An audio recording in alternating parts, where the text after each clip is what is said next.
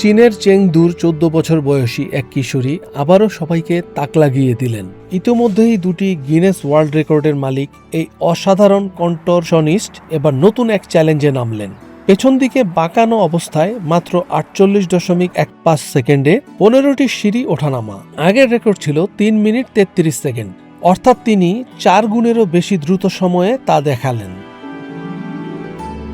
কয়েকদিন আগের ফুটেজে দেখা যায় চেন ঝো ইয়াং নামের এই কিশোরী সিঁড়ি বেয়ে উঠছেন ও নামছেন। তার পাশে দাঁড়িয়ে পরিবার ও শুভাকাঙ্ক্ষীরা তাকে উৎসাহ দিচ্ছেন। একই দিনে তিনি ২০ মিটার ব্যাকব্যান্ড ওয়াকের রেকর্ড ভাঙার চেষ্টা করেন, যদিও সফল হননি। আবহাওয়ার কারণে আরও দুটি চ্যালেঞ্জ বাতিল করতে হয়।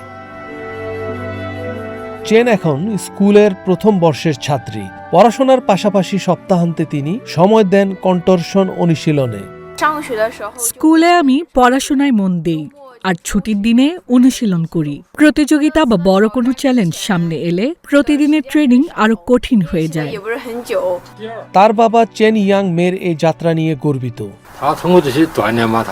আমরা 4টি চ্যালেঞ্জ করার পরিকল্পনা করেছিলাম, কিন্তু আবহাওয়ার কারণে মাটি পিচ্ছিল হয়ে যায়, তাই 2টি করতে পারিনি। তবে যেটি করেছি সেটিতে সফল হয়েছি।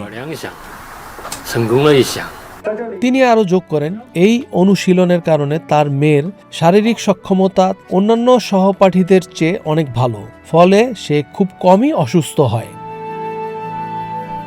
চেন ঝো ইয়াং এর আগেও গিনেস ওয়ার্ল্ড রেকর্ডে নাম লিখিয়েছেন। 2021 সালে 1 মিনিটে সবচেয়ে বেশি ফরওয়ার্ড চেস্ট রোল 44 বার, আর 2023 সালে ব্যাক ব্যান্ড অবস্থায় মুখ দিয়ে সবচেয়ে বেশি ফুল তোলার রেকর্ড 22টি।